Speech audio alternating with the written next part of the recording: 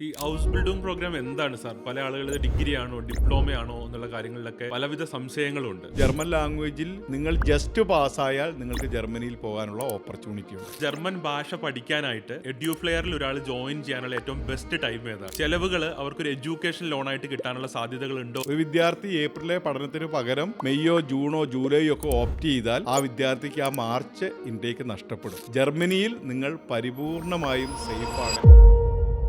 Sir, പല പേരൻസിന്റെ ഒരു ആശങ്കയാണ് ജർമ്മൻ ഭാഷ പഠിക്കാനുള്ള ഫീസ്, ഹോസ്റ്റലിൽ നിൽക്കാനുള്ള ഫീസായിട്ട് ഒരു എമൗണ്ട് അവർ ഇൻവെസ്റ്റ് ചെയ്യേണ്ടതായിട്ടുണ്ടല്ലോ. ചെലവുകൾ അവർക്കൊരു എഡ്യൂക്കേഷൻ ലോണായിട്ട് കിട്ടാനുള്ള സാധ്യതകൾ ഉണ്ടോ എന്ന് പല പേരൻസും ചോദിക്കാറുണ്ട്. നമ്മൾ ജർമ്മനിയിലെ ഹൗസ് ബിൽഡിംഗ് പഠനമാണ് യഥാർത്ഥത്തിൽ അവരുടെ ഒരു വിദ്യാഭ്യാസമായി പരിഗണിക്കുന്നത്. അതിനു മുമ്പുള്ള ജർമ്മൻ ഭാഷാ പഠനം എന്ന് പറയുന്നത് ഒരു ക്വാളിഫയിങ് പഠനമാണ്. അപ്പോൾ അത്തരത്തിലുള്ള ക്വാളിഫയിങ് പഠനത്തിന് വേണ്ടി ലോണോ മറ്റു കാര്യങ്ങളോ എഡ്യൂക്കേഷൻ ലോണായി കിട്ടാനായിട്ടുള്ള സാഹചര്യമില്ല. ജർമ്മനിയിലെ പഠനമാണെങ്കിൽ സൗജന്യമായ പഠനമാണ്. അവിടെ ട്യൂഷൻ ഫീ ഇല്ലാത്തത് കൊണ്ടും അതിനും നമുക്ക് എഡ്യൂക്കേഷൻ ലോണിലുള്ള അവസരമില്ല. അപ്പോൾ മാതാപിതാക്കളും കുട്ടികളും കരുതേണ്ട ഒരു കാര്യം, ഇത്രയും കൃത്യമായ പാത്വേ ഉള്ള ഒരു പ്രോഗ്രാം, ആ പ്രോഗ്രാമിലേക്ക് പോകാൻ വേണ്ടി ഞാൻ പഠിക്കാൻ തയ്യാറാണ്, അല്ലെങ്കിൽ എൻ്റെ കുട്ടി അതിന് പഠിക്കാൻ തയ്യാറാണെന്ന് ഒരു പേരൻറ്റിന് ഉറപ്പുണ്ടാവുന്ന ആ സാഹചര്യത്തിൽ ഏത് വിധത്തിലുള്ള ലോണുകൾ എടുത്തുകൊണ്ടും വിദ്യാർത്ഥിയെ പഠിപ്പിക്കണമെന്നാണ് എനിക്ക് നിങ്ങളോട് പറയാനുള്ളത്. അതായത് നിങ്ങൾക്ക് എഡ്യൂക്കേഷൻ ലോണ് കിട്ടുന്നില്ലെങ്കിൽ നിങ്ങൾക്ക് പേഴ്സണൽ ലോണുകൾ അവെയിൽ ചെയ്യാം. നിങ്ങളുടെ ബന്ധത്തിലെ കുടുംബാംഗങ്ങളായിട്ടുള്ള ആളുകളിൽ നിങ്ങൾക്ക് കടം വാങ്ങാം. ഏത് വിധത്തിലും നിങ്ങൾക്ക് ഈ പഠനം ലഭ്യമാക്കണമെന്നുള്ള തീരുമാനം എടുത്തനുസരിച്ച് ഫണ്ട് കണ്ടെത്തുകയാണ് നിങ്ങൾ ചെയ്യേണ്ടത്. ഞാൻ തീർച്ചയായിട്ടും പറയുന്നു, ഇങ്ങനെ നിങ്ങൾ ചെയ്യുന്ന അവസരത്തിൽ നിങ്ങൾക്ക് പൂർണ്ണമായും നിങ്ങളുടെ മകനോ മകളോ പഠിച്ച് പാസ്സാവുമെന്ന ഒരു ഉറപ്പ് നിങ്ങളുടെ ഉള്ളിലുണ്ടാവണം. അപ്രകാരം ഒരു ഉറപ്പ് നിങ്ങൾക്കും നിങ്ങളുടെ കുട്ടിക്കുമുണ്ടെങ്കിൽ നിങ്ങൾ ഏത് വിധേനയും ഫണ്ട് കണ്ടെത്തി ഈ പ്രോഗ്രാമിൽ ചേരണമെന്നാണ് എനിക്ക് പറയാനുള്ളത്. സർ, ജർമ്മൻ ഭാഷ പഠിക്കാനായിട്ട് എഡ്യൂഫ്ലെയറിൽ ഒരാൾ ജോയിൻ ചെയ്യാനുള്ള ഏറ്റവും ബെസ്റ്റ് ടൈം ഏതാണ്?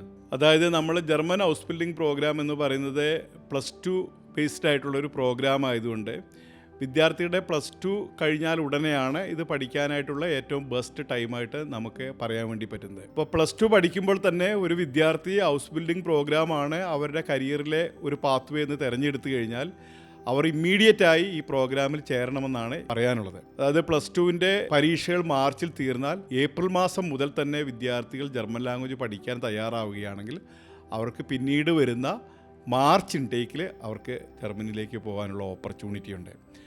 8 മാസത്തെ പഠനവും അതിൻ്റെ പരീക്ഷയും റിസൾട്ടും എല്ലാം കഴിഞ്ഞ് പ്രോസസ്സിങ് കഴിഞ്ഞ് അവർക്ക് പോകാൻ വരുന്ന ഫസ്റ്റ് ഇൻടേക്കാണ് പിന്നത്തെ മാർച്ച് ഇൻടേക്ക് എന്ന് പറയുന്നത്. ഒരു വിദ്യാർത്ഥി ഏപ്രിലെ പഠനത്തിന് പകരം മെയ്യോ ജൂണോ ജൂലൈയോ ഒക്കെ ഓപ്റ്റ് ചെയ്താൽ ആ വിദ്യാർത്ഥിക്ക് ആ മാർച്ച് ഇൻടേക്ക് നഷ്ടപ്പെടും. പിന്നത്തെ സെപ്റ്റംബർ ഇൻടേക്കിലേ അവർക്ക് പോകാൻ വേണ്ടി സാധിക്കും. അതായത് ഒരു മാസം അവർ ഡിലേ ആക്കുന്നതിൻ്റെ ഭാഗമായി അവരുടെ 6 മാസത്തെ സമയമാണ് പലപ്പോഴും നഷ്ടപ്പെടുന്നതായിട്ട് കാണുന്നത്. അപ്പം നമ്മുടെ മനുഷ്യരുടെ എല്ലാവരുടെയും ഒരു ശീലമാണ് ഈ പ്രൊക്രാസ്റ്റിനേഷൻ എന്ന് പറയുന്നത്, നീട്ടിവെക്കുക എന്നുള്ളത്. അതായത് നമ്മളൊരു കാര്യം മനസ്സിലായി ബോധ്യപ്പെട്ടാലും പല കാരണങ്ങൾ കൊണ്ട് നമ്മൾ പലപ്പോഴും നീട്ടിവെക്കുന്നതായിട്ട് കാണാറുണ്ട്. അതായത് +2വിൻ്റെ റിസൾട്ട് വരട്ടെ എന്ന് വിചാരിച്ച് കാത്തിരിക്കുന്ന ആളുകളുണ്ട്. അല്ലെങ്കിൽ സാവകാശം ചെയ്യാം, ഏപ്രിൽ തന്നെ ചേരണമെന്ന ആവശ്യം എന്താ, മാർച്ചിൽ എക്സാം കഴിഞ്ഞു 2 മാസം ടൂറൊക്കെ അടിച്ച് അല്ലെ പലവിധ കാര്യങ്ങൾ കഴിഞ്ഞ് 2 മാസം കഴിഞ്ഞ് സാവകാശം കഴിഞ്ഞ് ചേരാമെന്ന് ചിന്തിക്കുന്ന ആളുകളുണ്ട്. നിങ്ങളുടെ പ്രോഗ്രാം ഹൗസ് ബിൽഡിംഗ് ആണെന്ന് നിങ്ങൾക്ക് മനസ്സിൽ ബോധ്യപ്പെട്ട മോമെൻറ്റിൽ ഏറ്റവും ഇമ്മീഡിയറ്റ് ആയിട്ട് പഠിക്കാൻ ചേരുക എന്നുള്ളതാണ് ഏറ്റവും പ്രധാനപ്പെട്ട കാര്യം. എഡ്യൂഫ്ലെയറിനെ സംബന്ധിച്ചിടത്തോളം എഡ്യൂഫ്ലെയറിൽ ഏപ്രിലോ മെയ്യിലോ ഒക്കെ അഡ്മിഷൻ കിട്ടണമെങ്കിൽ നിങ്ങൾ ഈ സമയത്ത് തന്നെ നിങ്ങളുടെ അഡ്മിഷൻ സ്ലോട്ട് ബുക്ക് ചെയ്താൽ മാത്രമേ നിങ്ങൾക്ക് കിട്ടാനുള്ള അവസരമുള്ളൂ. ഒരു വിദ്യാർത്ഥി ഞാൻ ഏപ്രിൽ രജിസ്റ്റർ ചെയ്യാം, ഏപ്രിൽ ബുക്ക് ചെയ്യാം എന്ന് വിചാരിച്ചാൽ ഏപ്രിലോ മെയ്യിലോ എഡ്യൂഫ്ലെയർ പഠിക്കാനുള്ള അവസരം ഉണ്ടാവാനുള്ള സാധ്യത വളരെ കുറവാണ്. നിങ്ങൾ ഈ മോമെൻറ്റിൽ നിങ്ങളുടെ സ്ലോട്ട് ബുക്ക് ചെയ്യുകയും സീറ്റുകൾ റിസർവ് ചെയ്യുകയും ചെയ്താൽ മാത്രമേ ഏപ്രിലെ ആദ്യത്തെ ബാച്ചുകളിൽ നിങ്ങൾക്ക് പഠിക്കാൻ കയറി അടുത്ത മാർച്ച് ഇൻടേക്കിൽ നിങ്ങൾക്ക് ജർമ്മനിയിലേക്ക് പോകാനുള്ള അവസരം ലഭിക്കുകയുള്ളൂ. ജർമ്മൻ ഹൗസ് ബിൽഡിങ്ങിനെ സംബന്ധിച്ച് പേരൻസിനുള്ള വലിയൊരു ആശങ്കയാണ് ജർമ്മനിയിൽ എത്തിക്കഴിഞ്ഞാൽ അവിടുത്തെ സാഹചര്യങ്ങൾ സേഫ് ആയിരിക്കുമോ എന്നുള്ളത്. എസ്പെഷ്യലി ഗേൾസിൻ്റെ ഒക്കെ പേരൻസിനുള്ള ഒരു കൺസേൺ ആണ്. അപ്പം സാറിൻ്റെ ഒരു എക്സ്പീരിയൻസിൽ നമ്മൾ 100 കണക്കിന് കുട്ടികൾ ജർമ്മനിയിൽ ഹൗസ് ബിൽഡിങ്ങിന് പോയിട്ടുണ്ട്. അപ്പോൾ സേഫ്റ്റി സംബന്ധമായിട്ടുള്ള കാര്യങ്ങളെക്കുറിച്ച് സംസാരിക്കാമോ? തീർച്ചയായും. നമ്മൾ വെബിനാറൊക്കെ നടത്തുമ്പോൾ കൂടുതലും അമ്മമാരാണ് ഈ ചോദ്യം പൊതുവെ ചോദിക്കുന്നതായിട്ട് കാണുന്നത്. അതായത് എൻ്റെ മക്കളെ അല്ലെങ്കിൽ മകളെ പെൺകുട്ടികളൊക്കെയുള്ള അമ്മമാർ പലപ്പോഴും ചോദിക്കുന്നതാണ്, ജർമ്മനി പോയാൽ സേഫാണ്. കാരണം ഇവിടെ മാതാപിതാക്കളോടൊപ്പം ജീവിക്കുന്ന ഒരു കുട്ടി അവിടെ പോയി ഒറ്റയ്ക്ക് ജീവിക്കണം, അപ്പോൾ അവിടെ സേഫാണോ, എന്തെങ്കിലും പ്രശ്നം ഉണ്ടാവുമോ എന്നൊക്കെ ചോദിക്കാറുണ്ട്. മറ്റെല്ലാ ചോദ്യത്തിനേക്കാളും ഏറ്റവും എനിക്ക് ഉറപ്പായിട്ട് പറയാൻ പറ്റുന്ന ഒരു കാര്യം, ജർമ്മനിയിൽ നിങ്ങൾ പരിപൂർണമായും സേഫാണ് എന്നുള്ളൊരു കാര്യമാണ് എനിക്ക് നിങ്ങളോട് പറയാനുള്ളത്. നമ്മുടെ രാജ്യത്തെക്കാളും 100% സേഫായിട്ട് നിങ്ങൾക്ക് അവിടെ ജീവിക്കാനായിട്ട് സാധിക്കും. ജർമ്മനി ഒരു വികസിത രാജ്യമാണ്, പരിഷ്കൃതമായൊരു സമൂഹമാണ് അവിടെയുള്ളത്. ഒരു വിധത്തിലുമുള്ള ചൂഷണം അവിടെ ഇല്ല. നിയമം മൂലം സ്ഥാപിതമായിട്ടുള്ള റൂൾ ഓഫ് ലോ ഉള്ള ഒരു രാജ്യത്തേക്കാണ് കുട്ടികൾ പോകുന്നത്. അവർക്ക് എല്ലാ അർത്ഥത്തിലും അവിടെ സേഫാണ്. യാതൊരു വിധത്തിലുള്ള പ്രയാസങ്ങളും വിഷമങ്ങളും അവിടെ അനുഭവിക്കേണ്ടതായിട്ട് വരില്ല. അവിടെ രാത്രിയെന്നോ പകലെന്നോ വ്യത്യാസമില്ലാതെ സഞ്ചരിക്കാനുള്ള അവസരമുണ്ട്. ആൺകുട്ടിയെന്നോ പെൺകുട്ടിയെന്നോ വിവേചനമില്ലാതെ എല്ലാവർക്കും ഒരുപോലെ സേഫായിട്ട് ജീവിക്കാനുള്ള ഓപ്പർച്യൂണിറ്റി അവിടെയുണ്ട്.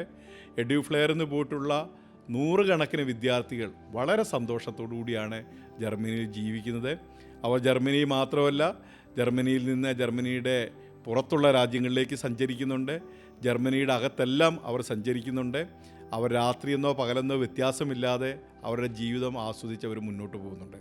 അപ്പോൾ മാതാപിതാക്കൾ ഒരു കാരണവശാലും തങ്ങളുടെ മക്കളെ ജർമ്മനിയിലേക്ക് വിടുന്നതിനെ സംബന്ധിച്ച് സേഫ്റ്റിയെ പറ്റി ആശങ്കപ്പെടേണ്ടതില്ല എന്നാണ് എനിക്ക് പറയാനുള്ളത്. കുട്ടികൾക്കും അതിലുപരി അവരുടെ പേരൻസിനും ഏറ്റവും ജർമ്മൻ ഭാഷയെ സംബന്ധിച്ചുള്ള ഏറ്റവും വലിയൊരു പേടി, ഒരു ഭയം എന്ന് പറയുന്നത് പരാജയപ്പെടുമോ എന്നുള്ളൊരു കാര്യമാണ്. ഇൻ കേസ് എക്സാം പരാജയപ്പെട്ടാൽ ഇനി എന്ത് ചെയ്യും എന്നൊരു ആശങ്കയും കൂടെ അവരുടെ മുൻപിലുണ്ട്. ഈ ഒരു സാഹചര്യത്തെ അവരെങ്ങനെയാണ് നോക്കിക്കാണേണ്ടത്? നമുക്ക് ഏതൊരു കാര്യത്തിലും പരാജയം ഉണ്ടാകാൻ ഉള്ള സാധ്യത ഉണ്ട് എന്നുള്ളത് വളരെ പ്രധാനപ്പെട്ട കാര്യമാണ്. അതായത് വിജയത്തിൻ്റെ നേരെ ഓപ്പോസിറ്റായിട്ടുള്ള ഒരു പദമല്ല പരാജയം എന്ന് പറയുന്നത്, വിജയത്തിനോടൊപ്പം തന്നെയുള്ളൊരു പദമാണ്. നമുക്ക് ആബ്സല്യൂട്ട്ലി ഒരു കാര്യത്തിലും വിജയം ഉണ്ടാവണമെന്ന് യാതൊരു വിധത്തിലുള്ള നിർബന്ധവുമില്ല. വിജയത്തിനോടൊപ്പം പലപ്പോഴും പരാജയപ്പെടാനുള്ള സാധ്യതകളുമുണ്ട്. പക്ഷേ പരാജയത്തെ വിജയമാക്കി തീർക്കാനുള്ള നമ്മുടെ കഴിവാണ് അൾട്ടിമേറ്റ്ലി നമ്മുടെ ജീവിതത്തെ വിജയിപ്പിക്കുന്നത്. ജർമ്മൻ ലാംഗ്വേജിനെ സംബന്ധിച്ചിടത്തോളം വിജയിക്കാൻ ആവശ്യമായിട്ടുള്ള ഒരുപാട് എലമെൻറ്റുകൾ അതിലുണ്ട്. ഒന്നാമത്തെ കാര്യം എന്ന് പറയുന്നത്, ജർമ്മൻ ലാംഗ്വേജിൽ നിങ്ങൾ ജസ്റ്റ് പാസ്സായാൽ നിങ്ങൾക്ക് ജർമ്മനിയിൽ പോകാനുള്ള ഓപ്പർച്യൂണിറ്റി ഉണ്ട്. അതായത് ജർമ്മൻ ലാംഗ്വേജിൽ ഫസ്റ്റ് റാങ്കോ സെക്കൻഡ് റാങ്കോ അല്ലെങ്കിൽ റാങ്ക് ലിസ്റ്റിൽ മുന്നിൽ വരികയോ ഒന്നും തന്നെ ആവശ്യമില്ല ജർമ്മനിയിൽ പോകാൻ വേണ്ടി. ഒരു ക്ലാസ്സിൽ 1000 കുട്ടികൾ പഠിക്കുന്നുണ്ടെന്ന് വിചാരിക്കുക. ഈ 1000 കുട്ടികളും ജർമ്മൻ ലാംഗ്വേജ് പാസ്സായാൽ 1000 പേർക്കും ജർമ്മനിയിൽ പോകാനുള്ള അവസരമുണ്ട്. നമ്മുടെ നാട്ടിലെ പല പരീക്ഷകളും അങ്ങനെയല്ല. ഇപ്പോൾ നമ്മളൊരു PSC എക്സാം എഴുതിയാൽ റാങ്ക് ലിസ്റ്റിൽ മുന്നിൽ വരുന്ന ആളുകൾക്ക് മാത്രമേ ഓപ്പർച്യൂണിറ്റി ഉള്ളൂ. നീറ്റ് എക്സാം എഴുതിയാൽ ഏറ്റവും മുന്നിൽ വരുന്നവർക്ക് അവസരമുള്ളൂ. നമ്മൾ കോളേജിൽ ആപ്ലിക്കേഷൻ കൊടുത്താൽ ഏറ്റവും കൂടുതൽ മെറിറ്റുള്ളവർക്കാണ് കോളേജിൽ അഡ്മിഷൻ കിട്ടുന്നത്. ജർമ്മൻ ഹൗസ് ബിൽഡിംഗ് പ്രോഗ്രാമിൻ്റെ പ്രത്യേകത, നിങ്ങൾ ജർമ്മൻ ലാംഗ്വേജ് ജസ്റ്റ് പാസ്സായി ജർമ്മൻ ലാംഗ്വേജിൽ കമ്മ്യൂണിക്കേഷൻ സ്കില്ല് നേടിയാൽ നിങ്ങൾക്കൊപ്പം 100 വിദ്യാർത്ഥികളുണ്ടെങ്കിൽ നിങ്ങളുടെ അവസരം നഷ്ടപ്പെടില്ല, നിങ്ങൾക്കും പോകാൻ പറ്റുമെന്നുള്ളതാണ്. രണ്ടാമത്തെ ഒരു കാര്യം, നമുക്ക് ജർമ്മൻ ലാംഗ്വേജിൽ ഓരോരോ മൊഡ്യൂളുകളായി പാസ്സാവാനുള്ള ഓപ്പർച്യൂണിറ്റി ഉണ്ട് എന്നുള്ളതാണ്. അതായത് നമുക്ക് റീഡിങ്, റൈറ്റിംഗ്, സ്പീക്കിംഗ്, ലിസണിങ് 4 മൊഡ്യൂളുകളുണ്ട്. നമ്മൾ ഒരു പ്രാവശ്യം പോയി പരീക്ഷ എഴുതി 2 മൊഡ്യൂളെ പാസ്സായുള്ളൂ, 2 തോറ്റു എന്ന് വിചാരിക്കുക. രണ്ടാമത്തെ പ്രാവശ്യം പരീക്ഷ എഴുതുമ്പോൾ ഈ തോറ്റത് മാത്രമേ നമുക്ക് എഴുതേണ്ടതുള്ളൂ. അപ്പോൾ 1 പാസ്സായി 1 തോറ്റു എന്ന് വിചാരിക്കുക. മൂന്നാമത് പരീക്ഷ എഴുതുമ്പോൾ ആ തോറ്റ 1 മാത്രം എഴുതിയാൽ മതി. അതായത് ഹാർഡ് വർക്ക് ചെയ്യാൻ തയ്യാറുള്ള, കൺസിസ്റ്റൻ്റായി അതിൽ ഫോക്കസ് ചെയ്ത് നിൽക്കാൻ തയ്യാറുള്ളൊരു വിദ്യാർത്ഥിയെ സംബന്ധിച്ചിടത്തോളം അവർ ഒരു പ്രാവശ്യം കൊണ്ട് പാസ്സായില്ലെങ്കിൽ 2ഓ 3ഓ പ്രാവശ്യത്തെ പരീക്ഷ കൊണ്ട് ക്രാക്ക് ചെയ്ത് ജർമ്മനിയിൽ പോകാൻ വേണ്ടി അവർക്ക് സാധിക്കും. അപ്പോൾ മാതാപിതാക്കളോടും കുഞ്ഞുങ്ങളും മനസ്സിലാക്കേണ്ട ഒരു കാര്യം, നിങ്ങൾ ഹാർഡ് വർക്ക് ചെയ്യാനും ഇതിൽ ഫോക്കസ്ഡായിട്ട് നിൽക്കാനും തയ്യാറാണെങ്കിൽ നിങ്ങൾക്ക് പരാജയം ഒരു വിഷയമല്ല. നിങ്ങൾക്ക് പരാജയത്തെ വിജയമാക്കി മാറ്റി അൾട്ടിമേറ്റ് ആയിട്ടുള്ള നിങ്ങളുടെ ലക്ഷ്യമായിട്ടുള്ള ജർമ്മനിയിലേക്ക് നിങ്ങൾക്ക് പോകുവാൻ വേണ്ടി സാധിക്കും. +2 പഠിക്കുന്ന വിദ്യാർത്ഥികളുടെയും മാതാപിതാക്കളുടെയും മറ്റൊരു ആശങ്കയാണ്, +2വിന് അവർ എടുത്തിരിക്കുന്ന പ്രോഗ്രാം ഹ്യൂമാനിറ്റീസ് ആവാം, കൊമേഴ്സ് ആവാം, സയൻസ് ആവാം, ഏത് ട്രേഡുകൾ പഠിച്ചിട്ടുള്ള ആളുകളാണെങ്കിൽ അവർക്ക് ഏത് ഹൗസ് ബിൽഡിംഗ് പ്രോഗ്രാമും തിരഞ്ഞെടുക്കാമോ എന്നൊരു സംശയം അവരുടെ മുൻപിലുണ്ട്. അപ്പോൾ അതിനെ സംബന്ധിച്ച് പ്രോപ്പറായിട്ടൊരു ക്ലാരിറ്റി ആവശ്യമുണ്ടെന്ന് തോന്നുന്നു സാർ. ജർമ്മൻ ഹൗസ് ബിൽഡിങ്ങിനെ സംബന്ധിച്ചിടത്തോളം പ്രധാനമായിട്ടും നേഴ്സിംഗ് പഠനം തിരഞ്ഞെടുക്കുന്ന വിദ്യാർത്ഥികളാണ് പലപ്പോഴും ഇത്തരത്തിലുള്ള ചോദ്യം ചോദിക്കുന്നതായിട്ട് കാണുന്നത്. അതായത് ഞങ്ങൾ കൊമേഴ്സ് പഠിച്ചവരാണ്, അല്ലെങ്കിൽ ഞങ്ങൾ ആർട്സ് സബ്ജക്റ്റുകൾ പഠിച്ചവരാണ്, ഞങ്ങൾക്ക് ഹൗസ് ബിൽഡിംഗ് നേഴ്സിംഗ് തിരഞ്ഞെടുക്കാൻ പറ്റുമോ എന്നുള്ള ചോദ്യം ചോദിക്കാറുണ്ട്. ജർമ്മൻ ഹൗസ് ബിൽഡിംഗ് പ്രോഗ്രാമിനെ സംബന്ധിച്ചിടത്തോളം നിങ്ങൾ +2 പഠിക്കുക, പാസ്സാവുക, ജർമ്മൻ ലാംഗ്വേജ് പഠിക്കുക, ജർമ്മൻ ലാംഗ്വേജ് B2 പാസ്സാവുക, ജർമ്മൻ ലാംഗ്വേജിൽ കമ്മ്യൂണിക്കേറ്റ് ചെയ്യാനുള്ള സ്കില്ലുണ്ടാകുക, ഇത് മാത്രമേ മാനദണ്ഡമുള്ളൂ. സയൻസ് അല്ലാത്ത സബ്ജക്റ്റ് പഠിച്ചവർക്കും നേഴ്സിംഗ് പ്രോഗ്രാം തിരഞ്ഞെടുക്കാനായിട്ടുള്ള അവസരമുണ്ട്. അതുപോലെ തന്നെ ഹൗസ് ബിൽഡിങ്ങിൻ്റെ ഏത് പ്രോഗ്രാമിൽ പോകാനും +2-ന് ഏത് സബ്ജക്റ്റ് പഠിച്ചവർക്കും ഏത് പ്രോഗ്രാമും തിരഞ്ഞെടുക്കാൻ വേണ്ടി സാധിക്കും. ഹൗസ് ബിൽഡിംഗ് പ്രോഗ്രാമിനെ കുറിച്ച് ഒരു തീരുമാനം എടുക്കുന്ന സമയത്ത്, അതായത് ജർമ്മൻ ഭാഷ പഠിക്കാനുള്ള തീരുമാനം എടുക്കുന്ന സമയത്ത് തന്നെ പേരൻസും കുട്ടികളൊക്കെ തീർച്ചയായിട്ടും ഏത് പ്രോഗ്രാം എടുക്കണം എന്നുള്ളതിനെക്കുറിച്ച് അവർ കൺസേൺഡ് ആണ്. IT വേണോ, മെക്കട്രോണിക്സ് വേണോ, ലോജിസ്റ്റിക്സ് വേണോ എന്നുള്ള കാര്യങ്ങളെക്കുറിച്ച് ആ ഒരു തീരുമാനം ഏറ്റവും മച്ചുവേർഡ് ആയിട്ട് എങ്ങനെയാണ് നമുക്ക് എടുക്കാൻ പറ്റുക? പലപ്പോഴും മാതാപിതാക്കളും കുട്ടികളും ജർമ്മൻ ലാംഗ്വേജ് പഠിച്ചു പാസ്സായി പ്രോസസ്സിങ്ങിൽ കൂടി കടന്നുപോയി ജർമ്മനിയിൽ എത്തുന്നതിനെപ്പറ്റി ചിന്തിക്കാതെ ജർമ്മനിയിൽ എത്തിയതിന് ശേഷം എന്ത് പ്രോഗ്രാം പഠിക്കും എന്നതിനെ പറ്റിയാണ് ആദ്യം ചിന്തിക്കുന്നത്. അങ്ങനെ ചിന്തിക്കുന്നത് കൊണ്ടാണ് പലപ്പോഴും എനിക്ക് ഇന്ന പ്രോഗ്രാം കിട്ടുമോ എന്നൊക്കെ ചോദിക്കുന്നത്. പലപ്പോഴും ആളുകൾ ഗൂഗിളും മറ്റും സെർച്ച് ചെയ്ത് ജർമ്മനിയിലെ ഹൗസ് ബിൽഡിംഗ് പ്രോഗ്രാമുകളെ മനസ്സിലാക്കി അതിലേറ്റവും കൂടുതൽ സ്റ്റൈപ്പൻഡ് കിട്ടുന്ന അല്ലെങ്കിൽ ഏറ്റവും കൂടുതൽ ഓപ്പർച്യൂണിറ്റി ഉള്ള പ്രോഗ്രാമുകളൊക്കെ ആയിട്ട് വരും. എയർ ട്രാഫിക് കൺട്രോളറുടെ ഹൗസ് ബിൽഡിംഗ് പ്രോഗ്രാം എനിക്ക് ചെയ്യാൻ പറ്റുമോ എന്നൊക്കെ ചോദിച്ചു വരും. തീർച്ചയായും എനിക്ക് മാതാപിതാക്കളോടും കുട്ടികളോടും പറയാനുള്ളൊരു കാര്യം എന്ന് പറയുന്നത്, നിങ്ങൾക്ക് ഏത് പ്രോഗ്രാമും ചെയ്യാൻ വേണ്ടി സാധിക്കും, പക്ഷേ നിങ്ങൾക്കതിനുള്ള മെറിറ്റ് ഉണ്ടാവണം എന്നുള്ളതാണ് ഏറ്റവും പ്രധാനപ്പെട്ട കാര്യം. ഒരു ഉദാഹരണം പറയുകയാണെങ്കിൽ, +2 പാസ്സാവുന്ന ഒരു വിദ്യാർത്ഥി അവരുടെ ഡിഗ്രി പ്രോഗ്രാമുകൾ തിരഞ്ഞെടുക്കുന്നത് എങ്ങനെയാണ്? അവരുടെ മെറിറ്റിനെ ബേസ് ചെയ്തിട്ടാണ് അവർക്ക് ഡിഗ്രി പ്രോഗ്രാമിൽ അഡ്മിഷൻ കിട്ടുന്നത്. അതായത് നമ്മളൊരു കോളേജിൽ BSc ഫിസിക്സിന് ആപ്ലിക്കേഷൻ കൊടുത്തു എന്ന് വിചാരിക്കുക. നമുക്ക് ഫസ്റ്റായിട്ട് ഫിസിക്സ് കൊടുക്കാം, സെക്കൻഡായിട്ട് കെമിസ്ട്രി കൊടുക്കാം, തേർഡ് ഓപ്ഷനായിട്ട് മാത്തമാറ്റിക്സ് കൊടുക്കാം. നമുക്ക് അഡ്മിഷൻ കിട്ടുമ്പം നമ്മളെക്കാൾ കൂടുതൽ മാർക്കുള്ള ആളുകൾ ഫിസിക്സിന് അപ്ലൈ ചെയ്തിട്ടുണ്ടെങ്കിൽ നമുക്ക് ഫിസിക്സിന് അഡ്മിഷൻ കിട്ടില്ല, നമ്മൾ കെമിസ്ട്രിയിലേക്ക് പോകേണ്ടതായിട്ട് വരും. കെമിസ്ട്രിയിലും നമ്മളെക്കാൾ കൂടുതൽ മാർക്കുള്ള ആളുകൾ അപ്ലിക്കൻ്റ് ആയിട്ടുണ്ടെങ്കിൽ നമുക്ക് കെമിസ്ട്രി കിട്ടില്ല, മാത്തമാറ്റിക്സിലേക്ക് പോകേണ്ടി വരും. മാത്തമാറ്റിക്സിനും നമ്മളെക്കാൾ കൂടുതൽ മെറിറ്റുള്ള ആളുകൾ അപ്ലിക്കൻ്റ് ആയിട്ടുണ്ടെങ്കിൽ നമുക്ക് ആ കോളേജിലെ അഡ്മിഷൻ കിട്ടില്ല, വേറെ കോളേജ് നമ്മൾ സെലക്ട് ചെയ്യേണ്ടി വരും. ഇതുപോലെ തന്നെ ജർമ്മൻ ഹൗസ് ബിൽഡിംഗ് പ്രോഗ്രാമിന് നമ്മളുടെ മെറിറ്റ് എന്ന് പറയുന്നത് നമ്മുടെ ജർമ്മൻ ലാംഗ്വേജിലെ കമ്മ്യൂണിക്കേഷൻ സ്കില്ലാണ് ഏറ്റവും പ്രധാനമായ മെറിറ്റ് എന്ന് പറയുന്നത്. തീർച്ചയായും നമ്മുടെ ഏജ് രണ്ടാമത്തെ ഒരു ഘടകമാണ്. മൂന്നാമത്തെ ഒരു ഘടകം നമ്മുടെ +2-ൻ്റെ മാർക്കുമാണ്. അപ്പോൾ ജർമ്മനിയിലെ ഒരു എംപ്ലോയർ നമ്മളെ ഏത് പ്രോഗ്രാമിലേക്കും സെലക്ട് ചെയ്യുമ്പോൾ ഈ കാര്യങ്ങളൊക്കെ പരിഗണിക്കും. ഇപ്പോൾ ഒരാൾ ജർമ്മൻ ഹൗസ് ബിൽഡിംഗ് IT ഉണ്ടെങ്കിൽ ഞാൻ ഹൗസ് ബിൽഡിംഗ് പ്രോഗ്രാമിന് പോകാമെന്ന് പറയുന്നൊരു വിദ്യാർത്ഥിയെ സംബന്ധിച്ചിടത്തോളം ആ വിദ്യാർത്ഥി പ്രൂവ് ചെയ്യേണ്ടത് ആ എംപ്ലോയറെ മുന്നിൽ ഏറ്റവും എഫക്റ്റീവായി കമ്മ്യൂണിക്കേറ്റ് ചെയ്ത് ഇൻ്റർവ്യൂ ക്രാക്ക് ചെയ്യുക, അവൻ്റെ +2-ൻ്റെ മാർക്ക് ഉയർന്നതായിരിക്കുക, അവൻ്റെ ഏജ് കുറഞ്ഞതായിട്ടിരിക്കുക എന്നുള്ള ഒരു ഘട്ടത്തിലൂടെ അവർ കടന്നു പോകേണ്ടതുണ്ട്. അപ്പോൾ മാതാപിതാക്കളും വിദ്യാർത്ഥികളും ജർമ്മനീനെ ഒരു നമ്മുടെ കരിയർ പാത്വേ അല്ലെങ്കിൽ നമ്മുടെ ലൈഫിനെ പെർമനൻ്റായിട്ട് സെറ്റിൽ ചെയ്യാനുള്ളൊരു പ്രോഗ്രാമായി തിരഞ്ഞെടുക്കുമ്പോൾ ആദ്യമായി ജർമ്മൻ ലാംഗ്വേജ് പഠിച്ച് ഏറ്റവും നല്ല നിലയിൽ പാസ്സാവുന്നതിനെപ്പറ്റി ചിന്തിക്കുക എന്നുള്ളതാണ് അവർ ചെയ്യേണ്ടുന്ന ഒരു കാര്യം. അവർ ജർമ്മൻ ലാംഗ്വേജ് പഠിച്ചു തുടങ്ങി ഒരു B2 ലെവലിലേക്കൊക്കെ എത്തുമ്പോൾ അന്ന് ജർമ്മനിയിൽ അവൈലബിൾ ആയിട്ടുള്ള ഹൗസ് ബിൽഡിംഗ് പ്രോഗ്രാമുകളെല്ലാം വിശകലനം ചെയ്ത് നോക്കി തങ്ങളുടെ മെറിറ്റിനനുസരിച്ച് ഏതൊക്കെ പ്രോഗ്രാമാണ് ഉതകുന്നതെന്ന് മനസ്സിലാക്കി അതിൽ ഓപ്ഷൻ 1, ഓപ്ഷൻ 2, ഓപ്ഷൻ 3 എന്നിങ്ങനെ 2, 3, 4 ഓപ്ഷനുകൾ തിരഞ്ഞെടുത്ത് ഏതിലാണോ തങ്ങൾക്ക് അഡ്മിഷൻ കിട്ടുന്നത് ആ പ്രോഗ്രാമിലേക്ക് പോകാൻ തീരുമാനിക്കുന്നതായിരിക്കും ഏറ്റവും വൈസായിട്ടുള്ളൊരു ഡിസിഷൻ. ജർമ്മൻ ലാംഗ്വേജ് പഠിക്കുന്നതിന് മുമ്പേ ഒരു പ്രോഗ്രാം തിരഞ്ഞെടുക്കുന്നതിന് പകരം ആദ്യം ജർമ്മൻ ലാംഗ്വേജ് പഠിക്കാൻ തീരുമാനിക്കുക. ആ ലാംഗ്വേജ് പഠനം മുന്നേറുന്നതിനനുസരിച്ച് തങ്ങളുടെ ലാംഗ്വേജിലെ മികവിനനുസരിച്ച് ഒരു ഹൗസ് ബിൽഡിംഗ് പ്രോഗ്രാം ഒരു B2 ലെവലിലൊക്കെ എത്തുമ്പോൾ തിരഞ്ഞെടുക്കുന്നതായിരിക്കും ഏറ്റവും ഉചിതമായ ഒരു തീരുമാനമെന്നാണ് എനിക്ക് പറയാനുള്ളത്. ഈ ഹൗസ് ബിൽഡിംഗ് പ്രോഗ്രാം എന്താണ് സാർ? പല ആളുകളത് ഡിഗ്രിയാണോ ഡിപ്ലോമയാണോ എന്നുള്ള കാര്യങ്ങളിലൊക്കെ പലവിധ സംശയങ്ങളുണ്ട്. അപ്പം എക്സാക്ട്ലി ഇൻ റിയാലിറ്റി എന്താണ് ഹൗസ് ബിൽഡിംഗ് പ്രോഗ്രാം? പലപ്പോഴും മാതാപിതാക്കളും വിദ്യാർത്ഥികളും ഇത്തരത്തിലുള്ള ചോദ്യങ്ങൾ ഉന്നയിക്കാറുണ്ട്. ഹൗസ് ബിൽഡിംഗ് പ്രോഗ്രാം ഡിഗ്രി അല്ലല്ലോ, അല്ലെങ്കിൽ അത് എത്തരത്തിലുള്ള ഡിപ്ലോമയാണോ, ഇങ്ങനെയൊക്കെയുള്ള ചോദ്യങ്ങൾ ചോദിക്കാറുണ്ട്. നമ്മുടെ നാട്ടിലെ ഒരു വിദ്യാഭ്യാസ സമ്പ്രദായത്തിൻ്റെ ഒരു കോണ്ടസ്റ്റ് വെച്ചിട്ടാണ് പലപ്പോഴും ആളുകൾ ഇങ്ങനത്തെ ചോദ്യങ്ങൾ ചോദിക്കുന്നത്. നമ്മുടെ നാട്ടിൽ ഒരു +2 വിദ്യാഭ്യാസം കഴിഞ്ഞാൽ ഡിഗ്രിക്ക് പോവുക, അത് കഴിഞ്ഞ് മാസ്റ്റേഴ്സ് പഠനം, പറ്റുമെങ്കിൽ PhD പഠിക്കുക, ഇങ്ങനെ തുടർച്ചയായി മെറിറ്റുള്ള ആളുകൾ പഠിച്ചുകൊണ്ടേയിരിക്കുക എന്നുള്ളതാണ് നമ്മുടെ ഒരു സമ്പ്രദായമായിട്ടുള്ളത്. നമ്മുടെ സമ്പ്രദായത്തിൽ നമ്മൾ ഒന്നിനേക്കാൾ മികവ് മറ്റൊന്ന് അതിനേക്കാൾ മികവ് വേറൊന്ന് അങ്ങനെയാണ് നമ്മൾ ചിന്തിച്ചുകൊണ്ടിരിക്കുന്നത്. ജർമ്മനിയിൽ തികച്ചും വ്യത്യസ്തമാണ് കാര്യങ്ങൾ. അവിടെ ഒരു വിദ്യാർത്ഥി അവരുടെ സ്കൂൾ വിദ്യാഭ്യാസത്തിന് ശേഷം അവരുടെ സാഹചര്യത്തിനനുസരിച്ചുള്ള പ്രോഗ്രാമുകളാണ് അവർ തിരഞ്ഞെടുക്കുന്നത്. എല്ലാ പ്രോഗ്രാമുകളും ഒരുപോലെയാണ്.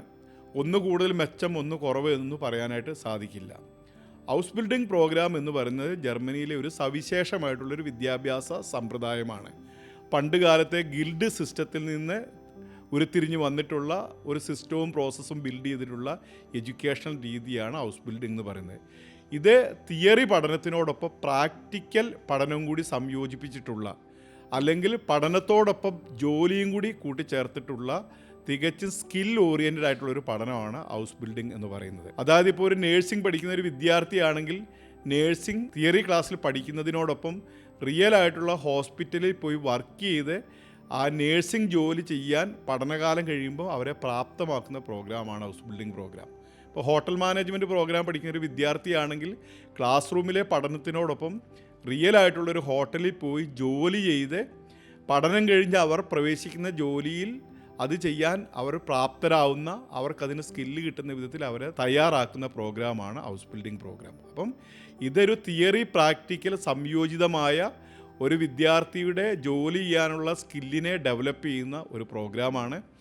ജർമ്മനിയിലെ ആളുകൾ തിരഞ്ഞെടുക്കുന്ന ഒരു വിദ്യാഭ്യാസ സമ്പ്രദായമാണിത്. അവിടെ +2 വിദ്യാഭ്യാസം കഴിഞ്ഞ് ഭൂരിപക്ഷം ആളുകളും ഇങ്ങനെയുള്ള ജോബ് ഓറിയൻറ്റഡ് ആയിട്ടുള്ള സ്കിൽ ബേസ്ഡ് ആയിട്ടുള്ള വിദ്യാഭ്യാസത്തിലേക്ക് പോവുകയും പിന്നീട് അവർക്ക് ആവശ്യമെന്ന് തോന്നുമ്പോഴാണ് പിന്നീട് ഗ്രാജുവേഷനിലേക്കും പോസ്റ്റ് ഗ്രാജുവേഷനിലേക്കും ഒക്കെ അവർ പോകുന്നത്. നമ്മുടെ നാട്ടിലെ പോലെ ജോലിയില്ലാതെ പഠനത്തിൽ മാത്രം മുഴുകുന്ന ഒരു കാര്യം ഒരു ഡെവലപ്ഡ് കൺട്രിയിലുമില്ല.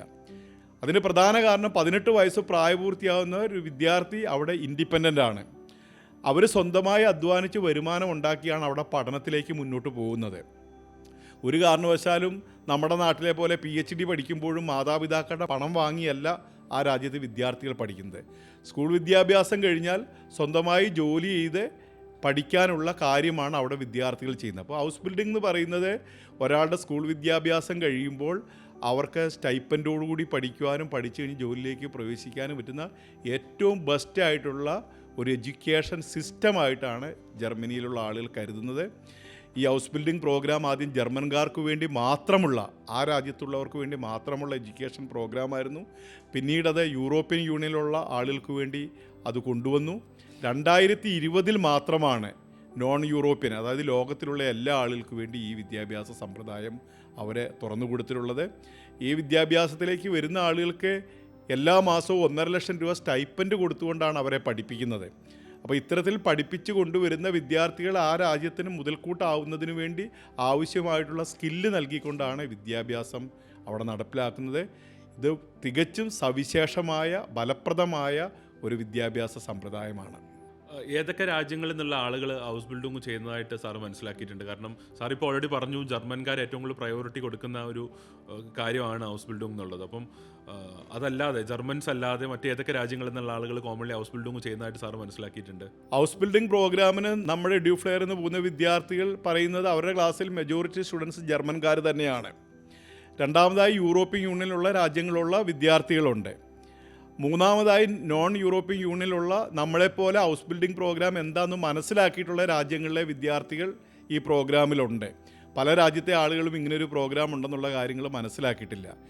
ഈവൻ നമ്മൾ ലോകത്തിലെ ഏറ്റവും സമ്പന്ന രാഷ്ട്രമാണെന്ന് പറയുന്ന ഏറ്റവും എഡ്യൂക്കേഷൻ എന്ന് പറയുന്ന US വിദ്യാർത്ഥികൾ ധാരാളമായും ഹൗസ് ബിൽഡിംഗ് പ്രോഗ്രാമിന് പഠിക്കുന്നുണ്ട്. അതായത് ലോകത്തിലെ എല്ലാ രാജ്യങ്ങളിലെ ആളുകളും പഠിക്കുന്ന ഏറ്റവും പ്രസ്റ്റീജിയസ് ആയിട്ടുള്ള ഒരു എഡ്യൂക്കേഷൻ സിസ്റ്റമാണ് ജർമ്മൻ ഹൗസ് ബിൽഡിംഗ് പ്രോഗ്രാം എന്ന് പറയുന്നത്.